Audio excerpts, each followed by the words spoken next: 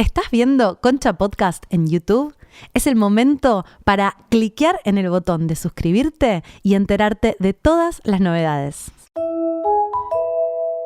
Vuelve Concha Podcast en vivo, una nueva locación en Santos 4040 el 6 de septiembre a las 9:30 de la noche. Podés sacar tus entradas en Alternativa Teatral para presenciar la grabación de nuestro próximo episodio en vivo. Alternativa Teatral, la función es en la nueva locación Santos 4040 el 6 de septiembre a las 21:30. Te esperamos.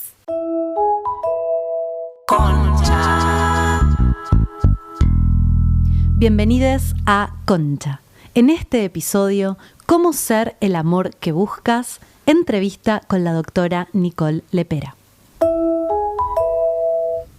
Lo que van a escuchar a continuación es una entrevista a la doctora Nicole Lepera, autora de Cómo ser el amor que buscas, un libro que reseñamos en el episodio anterior de Concha Podcast. Es una entrevista en inglés, con lo cual, para todas las personas que no entiendan inglés o prefieran tener acceso a la entrevista traducida, pueden ir a nuestro canal de YouTube, donde van a encontrarla con subtítulos.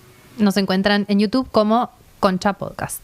La doctora Nicole Lepera se formó en psicología clínica en la Universidad Cornell y en The New School for Social Research. También estudió en The Philadelphia School of Psychoanalysis. Es autora bestseller internacional número 1 del New York Times y creadora del movimiento Self-Healers, una comunidad internacional de personas que se unen para tomar la sanación en sus propias manos.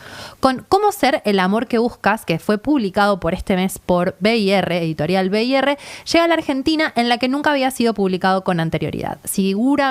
Seguramente muchas de nuestras oyentes la conocen y sean lectoras de Nicole Lepera, aunque tal vez no lo sabían. A Nicole la pueden encontrar en @theholisticpsychologist en Instagram. Welcome, Dr. Nicole Lepera, to Concha Podcast. We are, as we were saying before, we are so happy to have you here. We are big fans of your work for many years now. So this is an honor and a pleasure.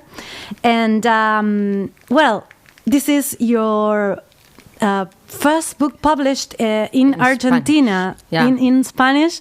We had the pleasure to read it, and we did an episode talking about your book, which we had found incredibly interesting and useful. Mm-hmm. So in Argentina, I think we are the most psychoanalyzed country in the world, with the higher amount of psychologists per person in the world.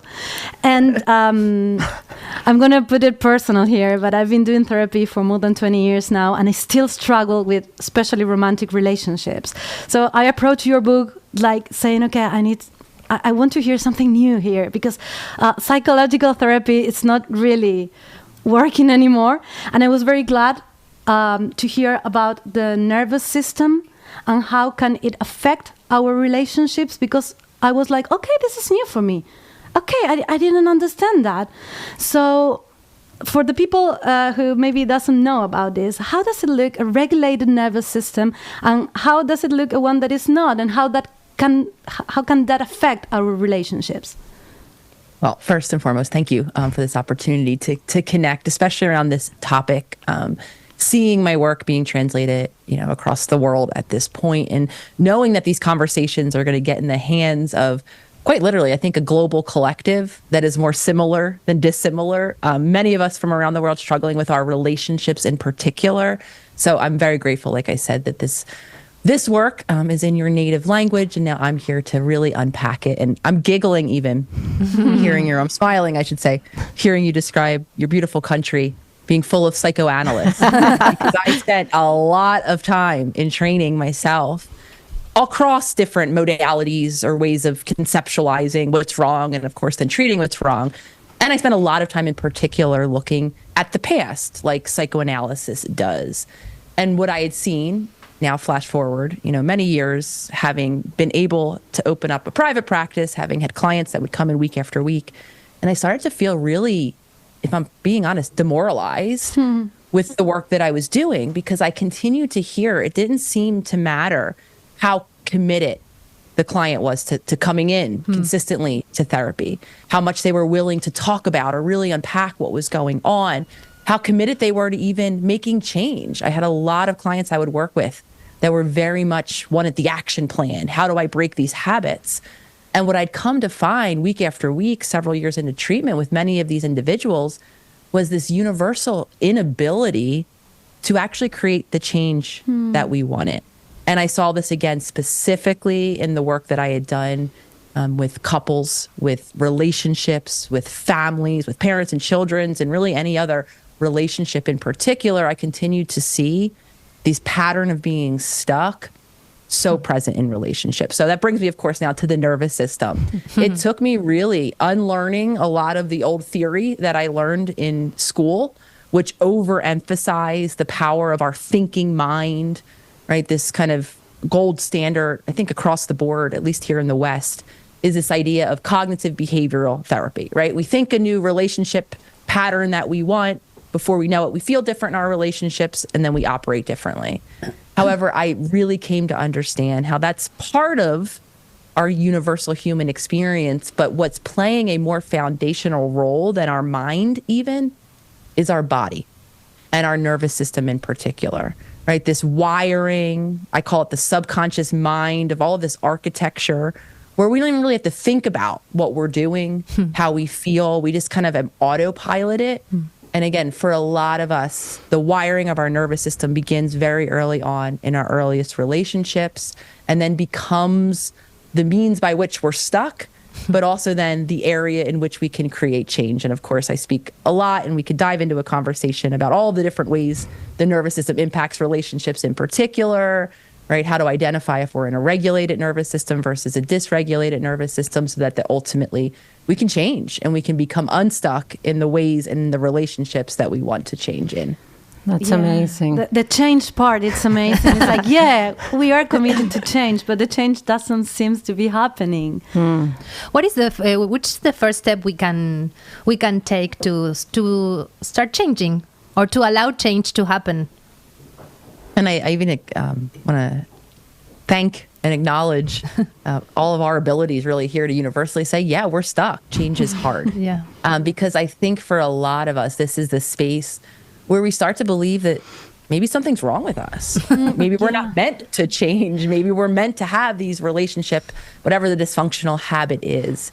And so again, the first step to then directly answer your question, and the reason why I talk about kind of the neurobiological or the science behind it, is in hopes of giving listeners, to this beautiful podcast, a new awareness, or simply a new way to understand why they're stuck, right? So if I become aware of my body in particular, and I start to learn certain signals that my nervous system might be in a stressed out state, I can then determine, or give myself, I should say, the possibility of beginning to regulate my nervous system. So the first step can look as simple as, even as I'm speaking to all of you listeners right now, right? Beginning to notice, right? Are you present in the physical body as you're listening to this conversation, right? Or are you like many more of us, right? I'm lost in my head. I'm now down a different train of thoughts. I'm thinking about an argument that happened this morning. I'm worrying about what's going to happen next, right? And in that moment, if we can unhook our attention from wherever else it was and just take an explorative moment right now to notice our physical body, right? And if you tune in to your physical body, or if you focus right here and right now on how your muscles feel, right? Do your muscles feel at ease, yet ready for action if you needed to get up or wanted to get up for whatever reason? It's already working on me. Of course. It's already working. I'm feeling my muscles are relaxing already. You don't even notice them to relax. It's beautiful, right? So sometimes even tuning in, we notice two things. Oh my gosh, I'm so tense. And now that's the beautiful second step. Once I become aware that my muscles were not at ease, ready for action, that maybe they were tense. I'm clenching my jaw. My shoulders are up to my ears. Now, this is a very beautiful illustration of step two, right? With that awareness, oh, my body is stressed. That is the messages that my body is now sending my mind. So it doesn't matter how much I tell myself just to calm down. This is why my thoughts are likely racing with upsetting, stressful stories in my mind, because quite literally that's reflecting whatever tension you just noticed in your body. And then through that intentional action of releasing the tension in my muscles, of releasing the clenched jaw, of dropping my shoulders down and rolling them down my back, we can notice similar shifts in our breathing patterns. Our breath, which is happening outside of our awareness 24 hours a day. However, it shifts and changes depending on our level of stress, right? So if right now we're not going to feel our muscles now, maybe we're going to notice how we're breathing. Are we even breathing? Or maybe you've noticed you're holding your breath. I'm a big breath holder. Yes. Or maybe your chest is almost heaving. You feel like you just got back from a walk. You can't catch your breath. Your breath is so rapid, is so elevated, right? These are markers that my body is stressed. So just like with that awareness, if I notice I'm holding my breath, right? I can release the tension of that hold and invite a breath in. Or if I notice my breath is really quickened, I can begin to slow and begin to deepen my breath. So there's many other ways that we can intentionally, but to go back to the question, the first step, before I can intentionally change how I feel, I have to begin to notice how my body feels. And that's the reality. Our body is sending those messages to our mind outside of our awareness. That same 24 hours a day. What most of us, though, aren't doing is we're not paying attention. And then we're stuck with those racing thoughts, right? We're stuck with those stories from the past. We're stuck with trauma and stress in our body and dysregulation that we're not giving ourselves the opportunity to actually feel or then do differently around. And regarding the difference between this kind of sensation a dysregulated nervous system might bring to our bodies, how would a regulated nervous system feel in our bodies? I imagine that these sensations are necessary, are like our survival mode, and we need that. It's not about not having those sensations, but being conscious and maybe helping our mind understand what's happening faster. And such wisdom in your question and exploration right here, because a lot of us, I do think, or have maybe a hopeful expectation that the goal, or that you might hear me describe a calm, regulated nervous system as one that is free from sensation or free from feelings. I'm never stressed. I'm never upset. And that's simply not the reality. The sensations running through our body at all times, another word for them in the field is actually emotion. It took me decades of my own practice and my own, healing journey to understand that, emotions are actually physiological. They're in my body. And more so, they contain important information. We need these sensations. We need to know when we're approaching something or when something is approaching us that might be unsafe. So that then, to speak to your point, that our body can spring into action without us even having to decide to spring into action. And then we can keep ourselves safe. So when we drop in and we notice these markers of a stressed out nervous system, it's by no means anything shameful about ourselves. It's actually an indicator that our body and our nervous system in particular is working beautifully. It's working as it needs to work. Maybe overtime. It is, and sometimes for a lot of us, it is working overtime. So to describe, because for me, I would hear this description of a calm, regulated body, and I would think, who actually feels this? Yes, we thought about that. It's a unicorn. Who is this regulated person? Is that even possible? Is that even exists? Yes. Well, I think the possibility lie, and again, this is another maybe hopeful expectation. It's not like a state, like a light switch, right? I switched my lights on and now I'm calm and regulated. And like I said, I'm never going to be swayed, right? So the unicorn isn't going to always be calm and regulated. A normal functioning human with an emotional system, which is what we all have, driven by our nervous system, is not going to be regulated every moment. Is going to become stressed out or upset by certain happenings in our surroundings. But what they will be able to do is come back to peace and calm. So what peace and calm feels like I was describing earlier a bit, right? We have access, there's energy running through our bodies, right? We don't feel depleted or heavy like a lot of us feel when we're in the nervous system state of a shutdown. It's called dorsal vagal shutdown. A lot of us mistakenly think that we're not motivated, we're a procrastinator, right? We're not meant for these things because we quite literally don't have the energy to get up. A lot of times that those signals are our body telling us, like you're saying, my nervous system is off online 24 hours a day. I'm exhausted. That for a lot of us is the last stop in this journey, that state of depletion. So to describe a calm, grounded nervous system, right? I'm in my body. I feel like I have access to energy if I needed it, meaning like I described earlier, I'm able to get off the chair and have motivation to do an action about the world. My breath, as opposed to being held or as opposed to being really quick, is calm and deep and slow from my belly even. My heart rate is within a normal range, meaning I don't feel like it's pounding out of my chest.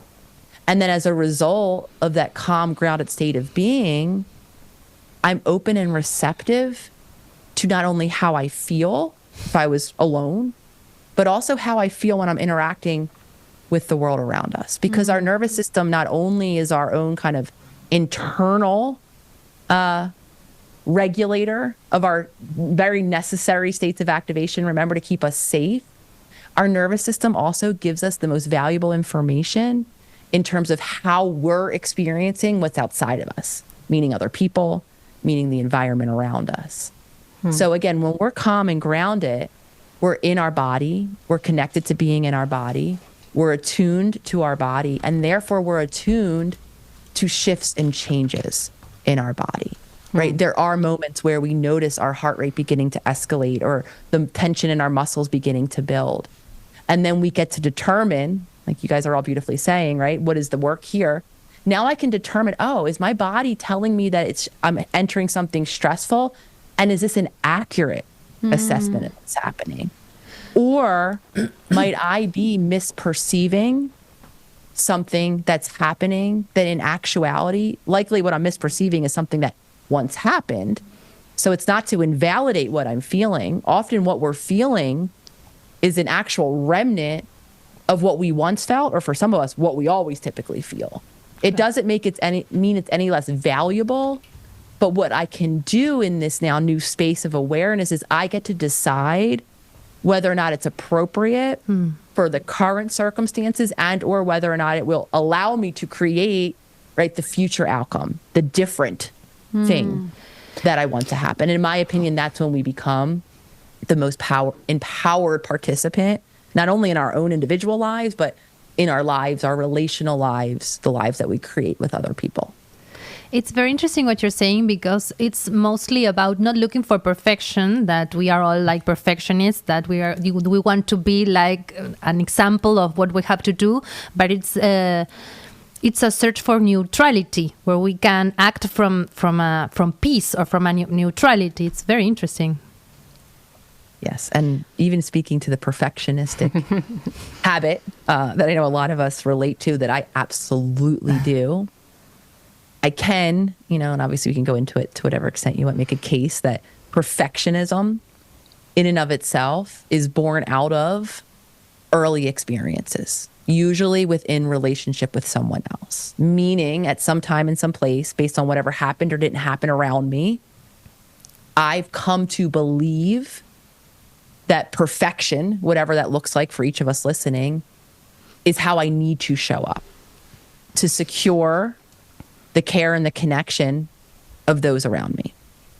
And I'm specifically focusing on perfection and really any other belief that many of us have created about ourselves, because most of these beliefs are created during our childhood years.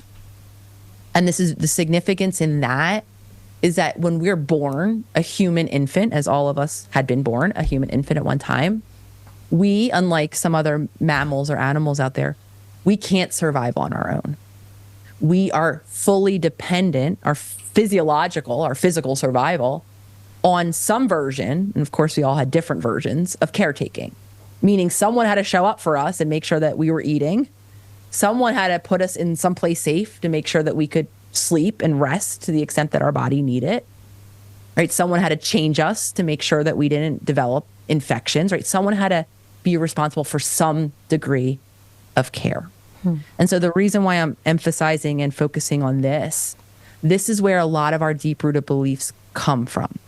Because when we can't leave, like we can't do in childhood, because we need this individual to care for us in some way, what we will begin to do, because we're very attuned and we're very adaptive little creatures, and our mind, even though it's not fully mature, like most of our adult minds that are listening to this right now, right? We can zoom out, we can understand different perspectives, we can understand that maybe the reason why a parent wasn't physically or emotionally present, or were physically or emotionally abusive, or whatever it was for anyone listening, we can understand that from a different vantage point. Oh, that's because of something that was happening, right, outside of the home, in their own lives. It's something that had nothing to do with me at all. But in childhood, because we're always trying to understand the world around us, just like we are in adulthood, we're trying to make sense of the world around us. And in childhood, we're doing a lot of understanding, a lot of learning. So what happens in that early developmental period when we're dependent on someone else, the best scenario for us to think in the moments where we didn't get the care that we wanted or needed is to think that it's a personal reason that we didn't. Meaning simply, mom or dad or whomever the caregiver was isn't showing up for me right now because of something about me. Because then, right, it follows, somewhat logically even, oh, okay, if I change me, if I cry a little less, because I have a parent who, can't take my crying and tells me I'm dramatic. If I show a little more of the things I'm good at, right, my achievements, present myself perfectly, without flaws, whatever that is. Right now I start to modify who I am in hopes of this person showing up for us. But what's going on behind the scenes is I'm creating a belief, right, in my imperfection, in my unworthiness, unless I, whatever, X, Y, or Z. And then that belief living in my subconscious mind and all that architecture and hardware that I was describing earlier continues to not only be the filter in which we're viewing the world, right? Oh, this person now thinks I'm not perfect, or they're judging my imperfection. It becomes then the filter in which I judge myself. In the very beginning of the book, I think, I'm not going to paraphrase, but you talk about the safety, that it's not possible to have to feel safe in a relationship if you don't feel safe in your own body, I think you say. And that question kind of struck me because I never thought about that. But something inside felt like, oh my God, I might have been living 41 years in this world not feeling safe in my own body. And it was powerful.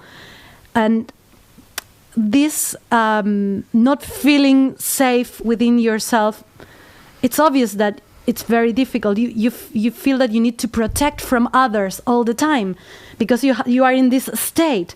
So the question would be, first of all, if it is possible to live your whole life like this, and how can you change something that, I don't know if I'm going to be able to, that deep inside, if you change it, you feel insecure because all those mechanisms are there to protect you from this original insecurity sensation. Survival. Exactly. It feels very simple and yet very intense to do the work. And I think that's a really appropriate, beautiful, and challenging description, right, of the depth of the work, of how difficult. This isn't just logically, oh, I can create safety, so let me now go actualize or make the choices that allow me to create safety. What you're really describing is our nervous system and our whole subconscious world or mind's protection or false belief in protection around that which is familiar. Even if that which is familiar has a whole ton of negative outcomes for us and those around us, it is predictable according to our full system. So it's preferred. Because in the newness, the uncertainty of even quote unquote positive choices is the possibility of something unexpected or of something threatening ultimately. So we do kind of protect ourselves. And even going back to this kind of deep-rooted safety and how it truly does begin in the body, right? In the physical manifestation of our nervous system. And then going back to childhood, right? So we're developing from the moment we're in utero, of another human being, the first things to develop are these foundational organs and hardware, our spinal cord, our heart, our brain, our nervous system, ultimately. And then when we're born in that state of dependency that I described earlier, what is also incredibly dependent is our nervous system. Meaning, and this, I'm going to reference a pretty, I would call it like a dark ages in even my field. There was a time where you would hear, quote unquote, parenting professionals professing this, what we can call here, and I don't know how it might translate, but a version of a cry it out method. Yeah. This idea, right, that we put a child who's upset for whatever reason alone, whether it's in a bedroom or we separate ourselves, right? And usually that is usually described as a parenting method, right? We want to change a child's behavior. So we either approach or we leave alone, to try and punish or reward certain actions to try, right? And so for a long time in the field of psychology, you would hear psychologists and other parenting experts, attesting that, yeah, that's a great way to shape children's behaviors. And what we've come now to realize how grossly misinformed that was, because a developing nervous system, and it develops upwards until our late 20s even, but somewhere as we're kind of exiting our teen years, entering our 20 years, we get a little more of a say. But prior to that, meaning in our in our infancy or toddlerhood or early childhood or adolescence, we can't regulate on our own. Being left in a room can be, for a lot of us, some of the most traumatic experiences, being left with overwhelming emotions that, quite honestly and quite literally, I say, our nervous system can't handle.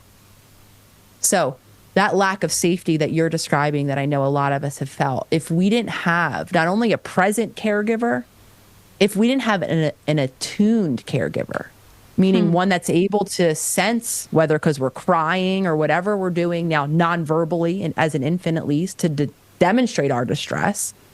So they have to be able to tell when we're upset.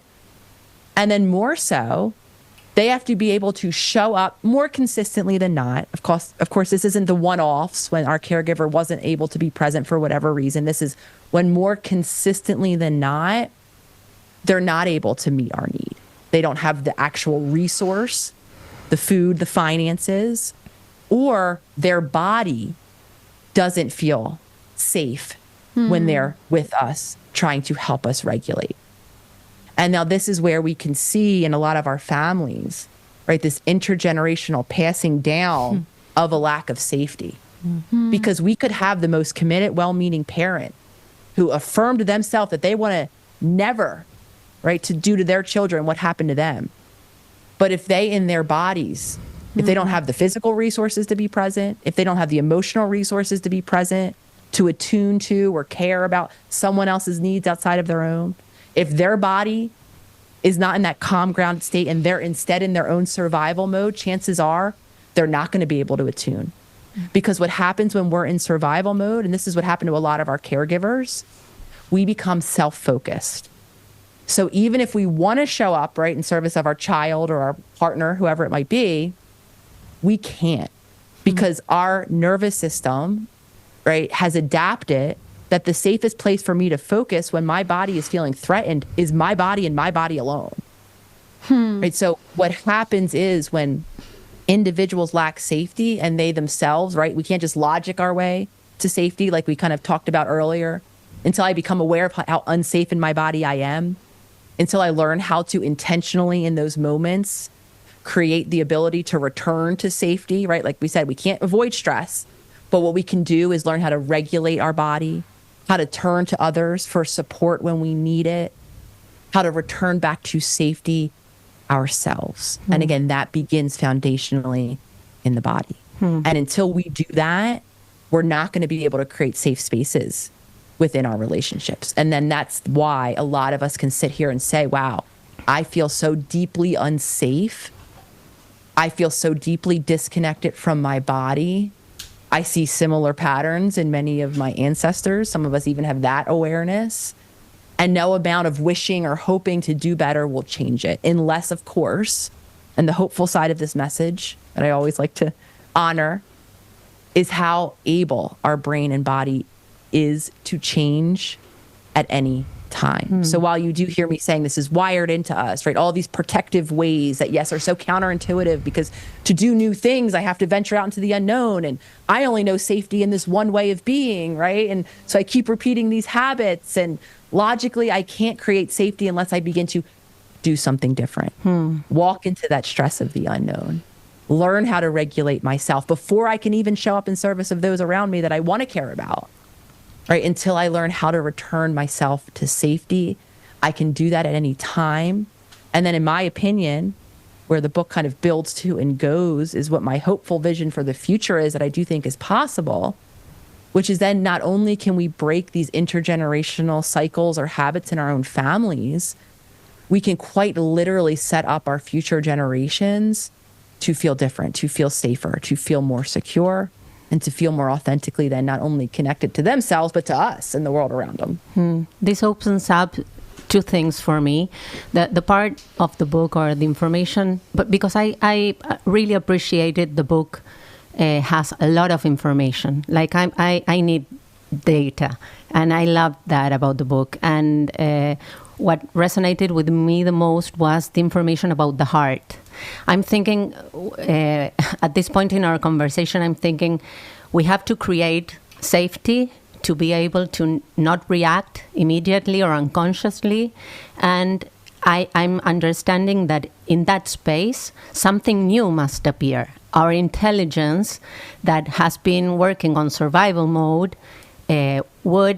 would not be the correct answer, but where does the new or more regulated answer from us can come? And that's where I think the heart comes in. But I don't know if there's many more intelligences that we need to develop once we go to this safer state. I love this question, and what's kind of popping into my mind is, so traditionally, right, you'll hear cited that human beings have 5 senses, right? Sight, I can see something, I can touch something, I can taste something, I can hear something. Am I missing a 5th? I can see, taste. touch, taste. Smell. I can smell. Well, we got them all. Whatever. You got it. Other listeners might have heard something referenced that's called a 6th sense. Sí.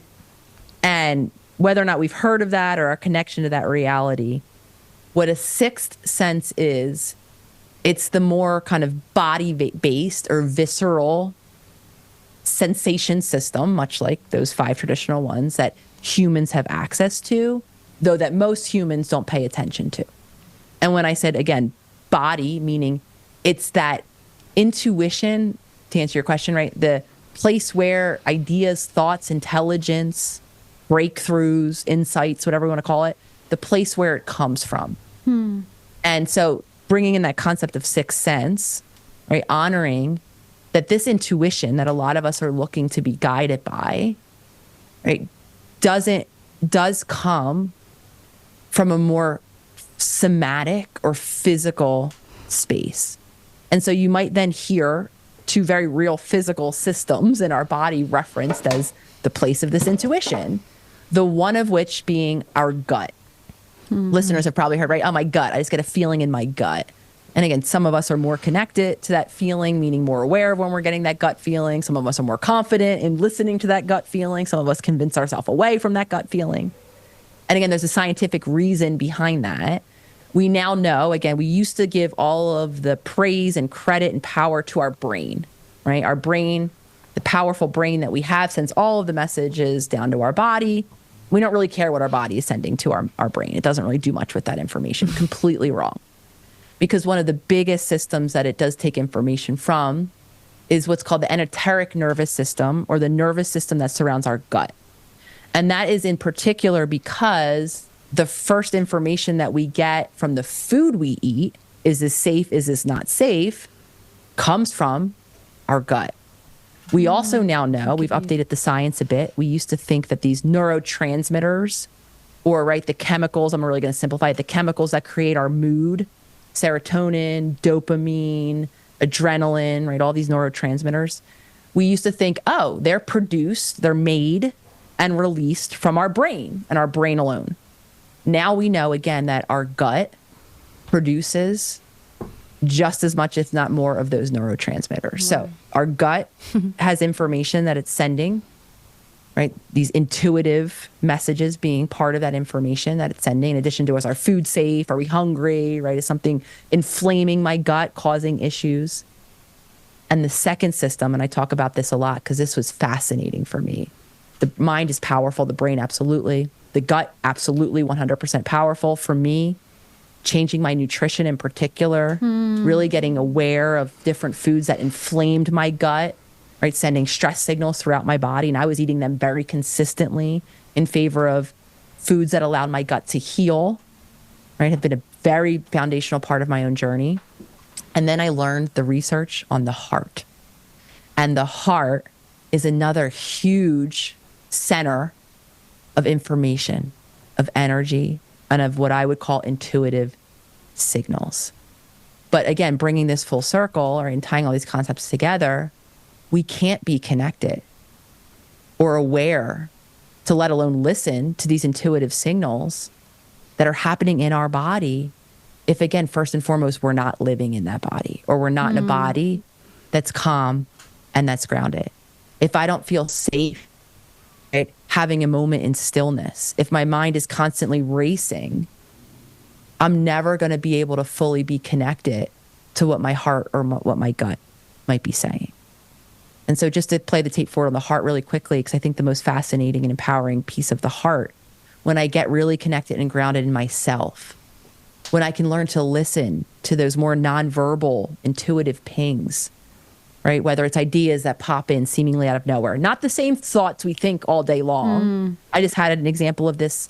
I'm actually in the process of another book project that I'll be writing. Congratulations. So I'm in a very creative mode. So what that looks like for me is I don't spend much time recording like I'm doing now. And I spend a lot of my days, researching, writing, and just being. And so just a quick example of this kind of, intuitive based thought. I was outside. I was just taking a moment of break from I wasn't creating anything, even though, right, my project now is to create a book.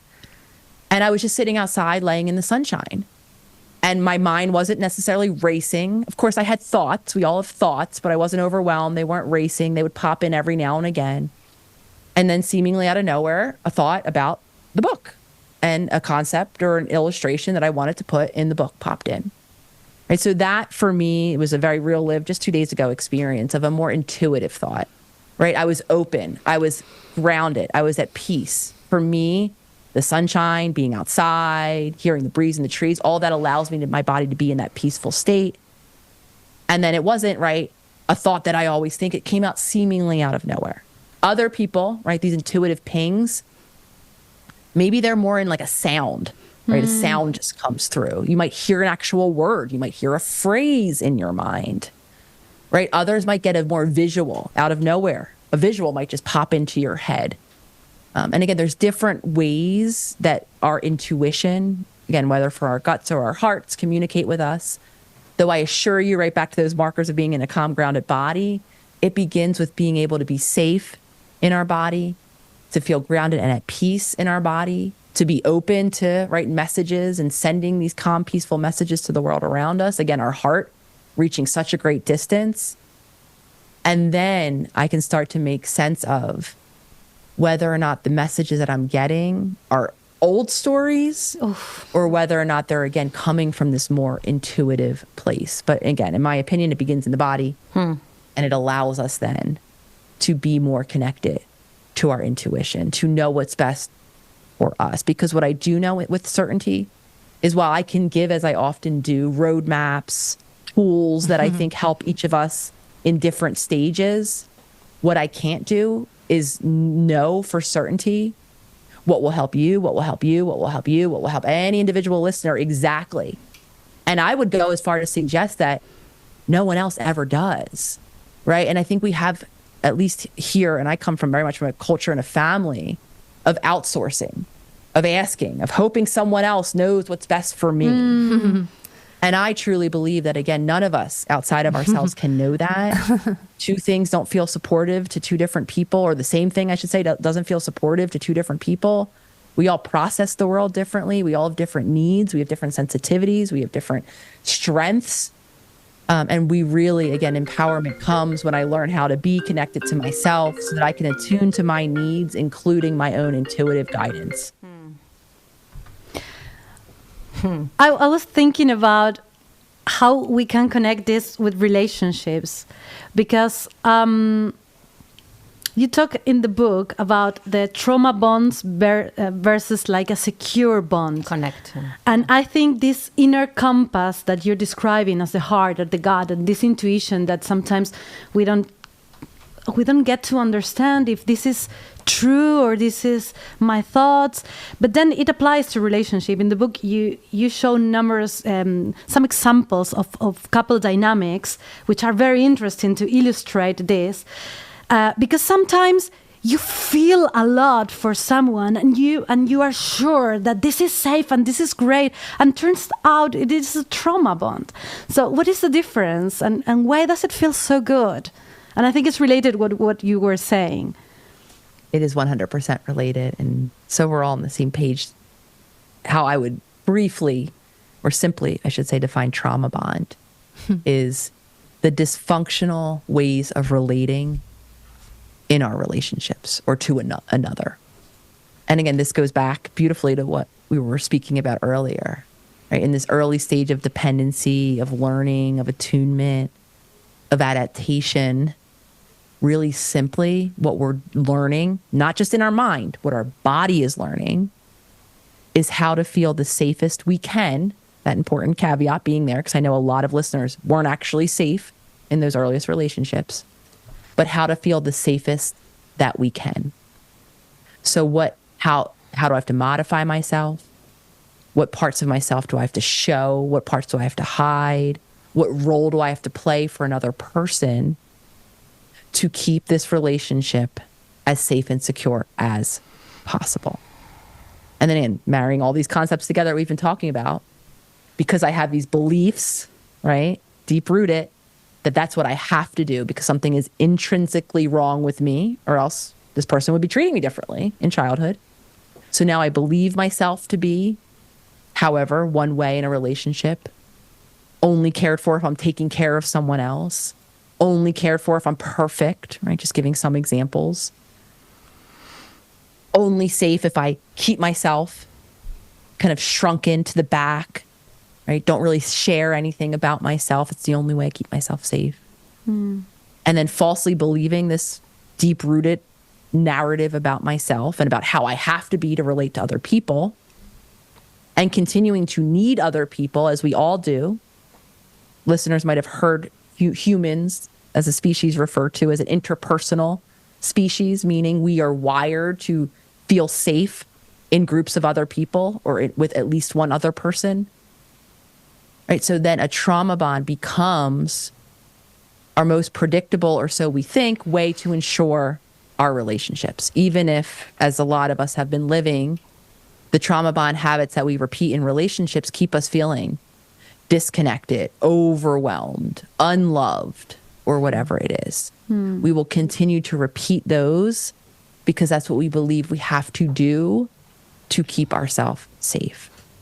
And so once we become aware of whatever the patterns are that we're bringing into the relationship, continuing to repeat, then we can begin to do our part, which is change the way that we're showing up, which is reconnect with our own bodies, with our own intuition, right? Is able to open ourselves up to speak truthfully what is really going on. And so again, I want to be clear here when I'm describing trauma bond. I truly believe that most of us have some version of dysfunctional habits in our relationships. Again, ways in which we once kept ourselves safe, but that are no longer serving us. And again, if this is a question that follows for any listeners, which it often is, I get asked a lot, right? Well, can I change? What if I do become aware that some of the habits in my current relationship, however long the relationship is, whatever your hope for the future is within that relationship, right? Can we change? Or is this doomed? And so again, like I was acknowledging earlier, change can happen at any time. Changing a dynamic in a relationship from a trauma bond to a more secure connection, right? Where we have two separate individuals honoring their own unique bodies, tending to their own unique emotional systems and how they need to feel supported and comforted at any given moment, right? Being calm and grounded and connected to their own intuition so that they're able to live in their own authentic self-expression. And then coming together, right, to collaborate, to support. That's what the space of a relationship is. And dynamic change of that nature from a trauma bond, breaking habits that don't serve our relationship into ones that do, can happen at any time. Again, once we become aware of the role that we're playing in creating whatever pattern is still alive in our relationships. And still, the other part that totally resonated with me, I had an actual scene where I felt this co-regulation that you talk about in the book. Like 2 weeks ago, I was really upset and I was like overwhelmed. And I called some friends and I found that I needed someone else to help me go through that. Like, I think it's true. It's the only truth when we are kids, but it's still true. Like, hear what you said, like we are still interpersonal beings, and this regulation will not only come from this self-regulated calm space that we create for ourselves, but we'll always have to be also connecting to others and helping ourselves with others to regulate ourselves and regulate others. I'm thinking about this co-regulation. Can you talk about that?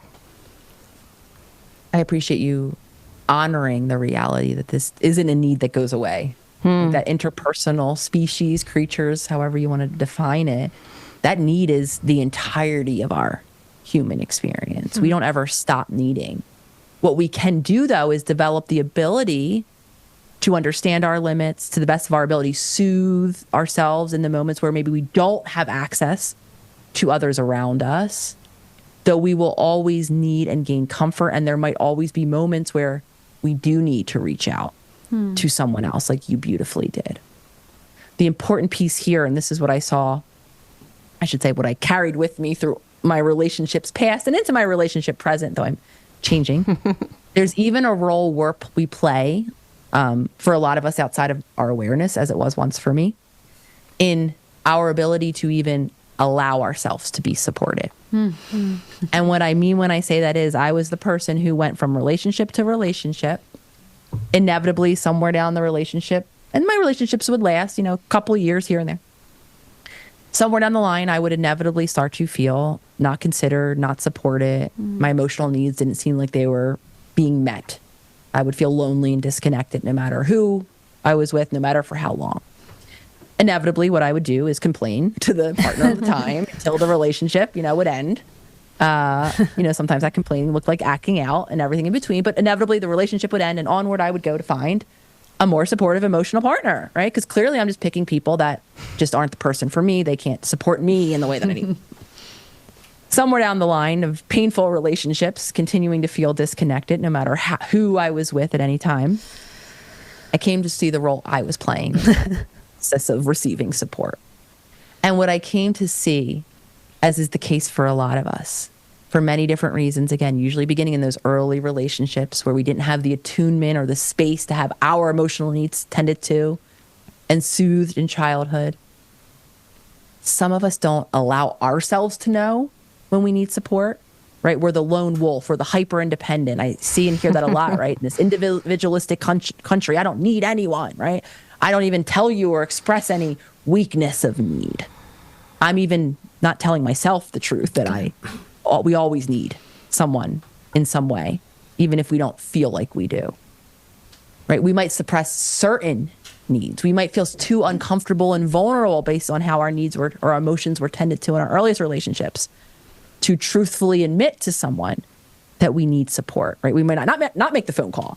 We might, when asked if we're okay, yep, I'm fine. I'm very clearly not fine. We know that. We've been there. Right? Or we do maybe ask for help. And I saw all these different versions in myself, right? Pretending I was fine when I'm not.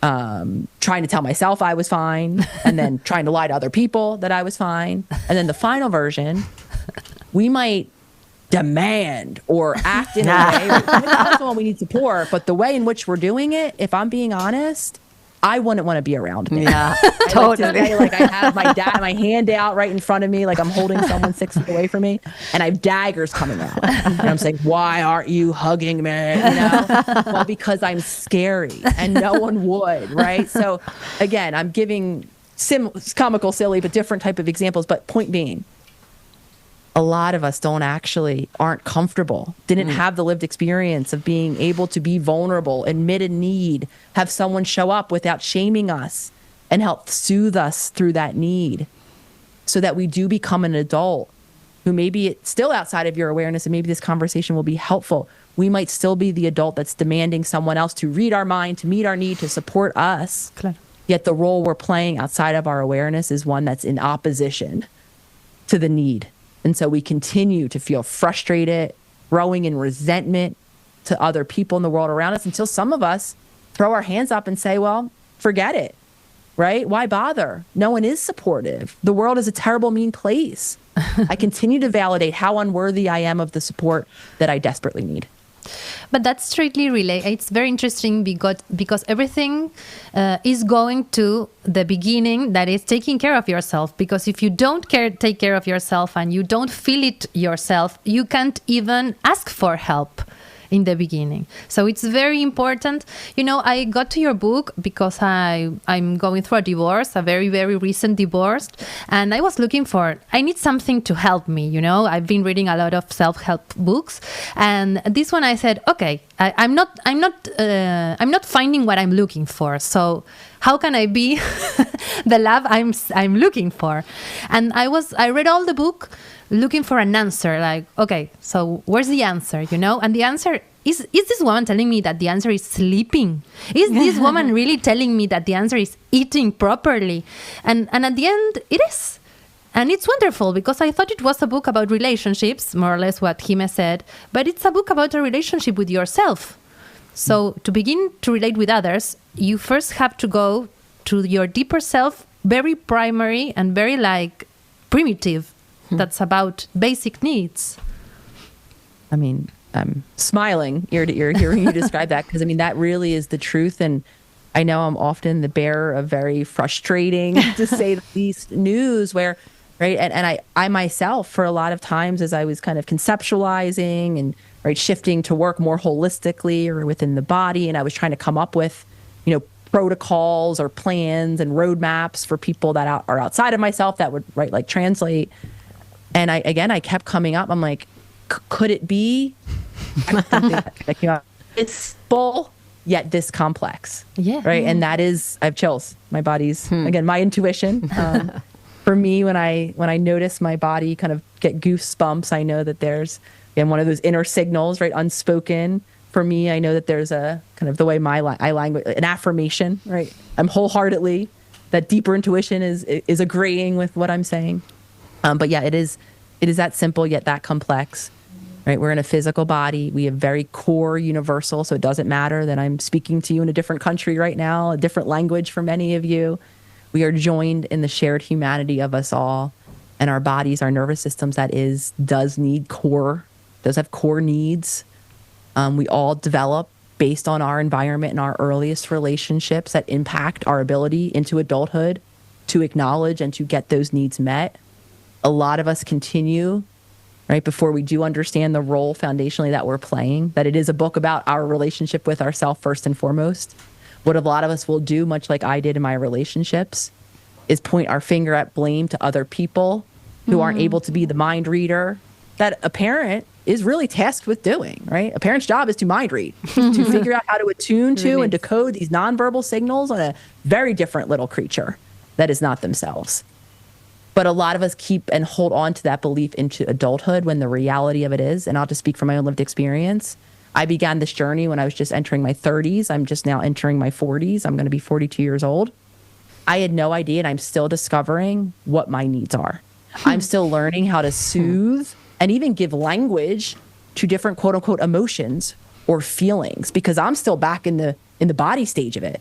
I'm still learning how to be with different emotions and then how to soothe them, not only myself, how to reach out and get the support from others that I need before I even, make sense of and be able to perfectly describe, right? I'm still in that very early stage that for, most of us ideally happened, though it didn't happen for most of us at all, in childhood. Mm-hmm. Right. So I do want to, and I always like to use myself, just not only as an example, because have the most examples from my own lived experience, but just to continue to remind people, the complexity of this journey means that it's a long one. It's a process, right? And it really is about beginning to build wherever you are on your journey, the foundational practice, again, beginning in the reconnection with ourselves, with how we physically feel, with how we emotionally feel, with how we can learn how to feel better emotionally, increasing our ability to deal with stress and upsetting emotions, as we talked about at the beginning of the conversation, right? Which are inevitable.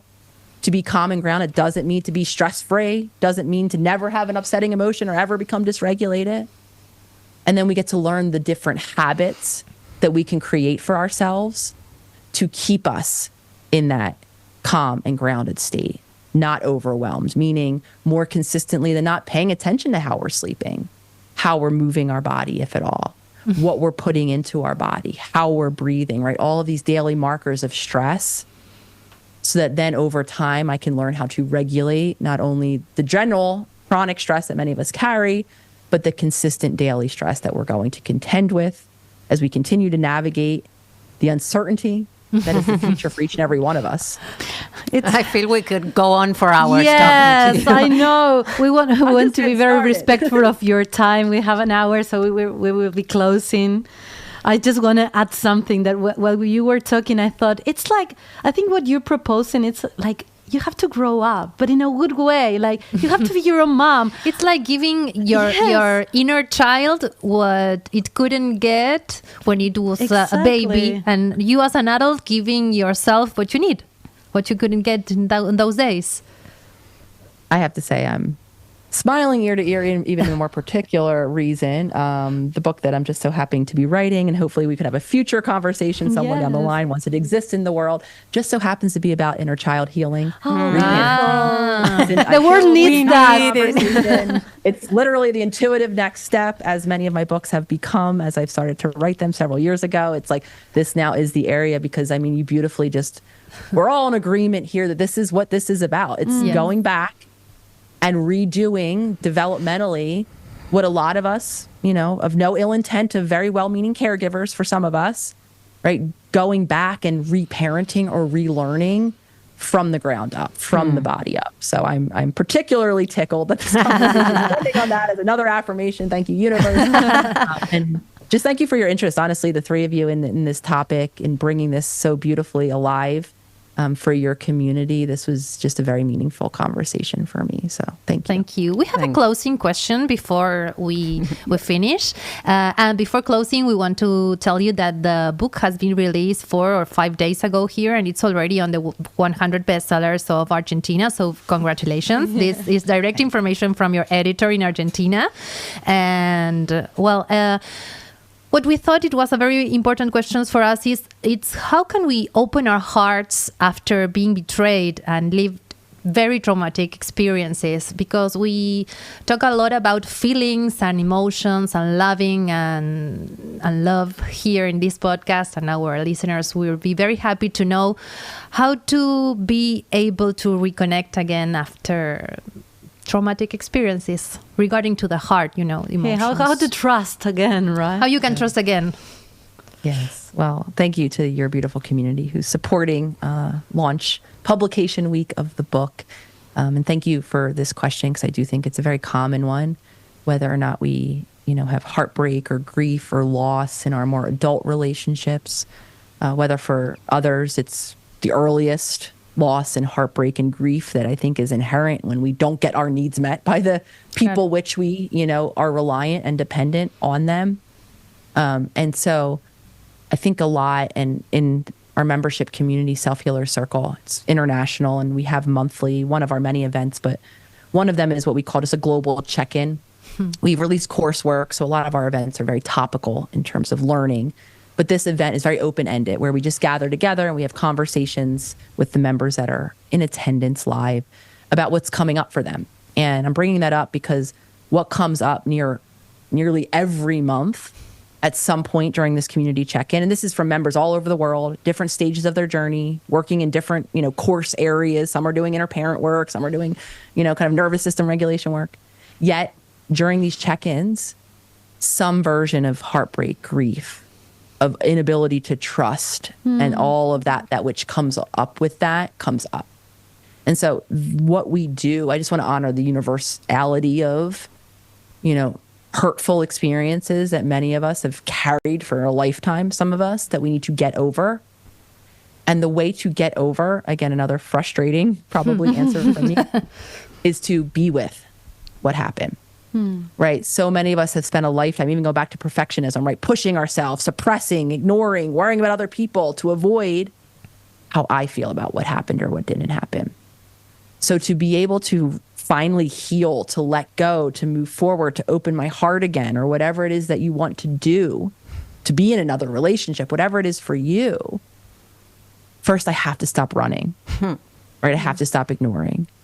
I have to really be, and when I'm saying present, again, remember, I mean in my body. I have to be with the sensations of how I'm feeling, of the grief, of the anger, of whatever happened and how I feel about it, that now I can't trust other people.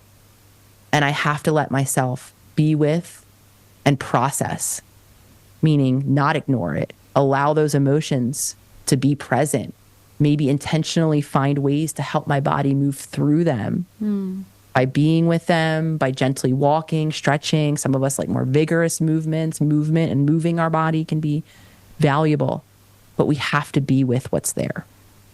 Because if not, the act of suppressing what's there or trying to ignore it and trying to run from it is only keeping our nervous system in survival mode. Because the stress of what's there never leaves. Even if we get really savvy at ignoring it, at keeping our attention every which way but it's still there. Our body is carrying it. Again, sending signals that it's still there to our mind, even if we're not paying attention. So we be with, as frustrating as that answer is, all of the different, sometimes even opposing ways. Because sometimes the most complicated thing, I believe, is to have two different opposing feelings about something that's very difficult, right? To be hurt and grieving and angry about what happened at the same time. To love, to lose, terrible, yes. To wish to have certain aspects of this person, right? To love and hate at the same time. How difficult is that? So again, here's another area where, of course, the quick answer is learn how to be with the pain around which whatever has happened that has happened. But again, it's really the process of truly learning how to be with all of the different emotions, so that over time my body can go back into that calm, grounded state, and I can truly, even the way you language it, right, open my heart again. Okay. Thank you very much. Thank you. It was a pleasure to meet you. Yeah, totally. Yeah, this conversation was such an honor. Thank you. Would you like to add something else about people looking forward to meet up with you? If you have a web or a course or something else that you would like to communicate with our community? In Spanish or in English? Absolutely. Well, thank you all again. This was such a beautiful conversation. Thank you all out there in your community for listening to this conversation. And yeah, I like to, if you have any social media presence out there, I like to just shout out all of the different spaces to keep connected, the social media platforms. And we're pretty much on each and every one at this point. So however you consume content, whether it's Instagram, Facebook, TikTok, Threads, X, YouTube. There's the presence of the holistic psychologist. You can type that in the search bar. The name is usually some version of that. It all began on the.holistic.psychologist on the Instagram account. And I like to shout or send listeners there because we really pride ourselves, I should say, on keeping these conversations live, active, keeping these resources out there in the community, even if you do not choose to purchase a book or to join a membership, both of which I, of course, have and will continue to create into the future. We think these conversations and this information is just so important that I would urge you, if you're not yet already, to follow along on one of those platforms, to keep in these conversations, and of course to get access to any other. We love putting out free resources. So another outlet or a resource I can shout out is the website, theholisticspsychologist.com. You'll see a way to sign up on my email list. The email is the best way to keep not only in contact with weekly mailings that are very content or information driven, but also on very regular, freebies, resources. We just put out a CPTSD, or a complex attachment-based conversation we're having today, attachment trauma workbook. So the website, the social media platforms, really any way that I can urge you to stay in this conversation and to continue to use these resources wherever you are in the world. Well, thank you, that's Nicole. great. Thank you so much. Thank you very much. Hope to see you soon again. Thank you. And congratulations again on the book, How to Be the Love You Seek. It's beautiful, beautiful too. Thank you. Thank you. And thank you, Three, and thank you, beautiful community, for supporting the book. Okay. Thanks. Ay, por favor. Estuve muy excitada. La disfruté y estaba muy nerviosa, todo al mismo tiempo. Ella es un amor. Un amor. Por favor, qué importante que alguien a quien admirás tanto en la esfera pública, después la conozcas y sientas que no te defrauda a nivel personal en el uno a uno, porque bueno, uno tiene ciertas expectativas de una persona que habla un montón sobre relaciones y cómo estar calmado y cómo ser mejor, y después cuando la encontrás es una persona súper humana, es muy sensible, muy amorosa y que sabe muchísimo, y fue como, qué suerte. Es la prueba de que tener el sistema regulado regula a los otros. Funciona, Me parece, totalmente. ¿no? Como que ella estaba re tranca y nos puso tranquilas a nosotras. Sí, re. Así que un honor para nosotras entrevistar a alguien tan grosso. Realmente es el primer invitado internacional de este tipo, así que estamos muy felices. Es un logro profesional muy grande para este equipo. Muy bien, vamos, Concha. vamos las Conchas y vamos la comunidad de Concha, porque esto también es gracias a ustedes. Re. Bueno, esperamos que lo hayan disfrutado. Recuerden que pueden seguir a todo el laburo de Nicole en todas las redes sociales como The Holistic Psychologist, y a nosotras, que somos Concha Podcast, en @conchaverso en Instagram, @conchapodcast en Twitter y Concha Podcast en YouTube para vernos también con imagen. Mi nombre es Dalia Walker, @ladalia en Instagram y @ladalia en Twitter. Yo soy Laupasalacqua y me encuentran en Instagram como @laupasa con @S. Mi nombre es Jimena Outeiro. Me encuentran en Instagram y en Twitter como @oujima con J. Muchas gracias por estar del otro lado. Nos estamos viendo y escuchando en el próximo episodio de Concha Podcast. Chao. Concha.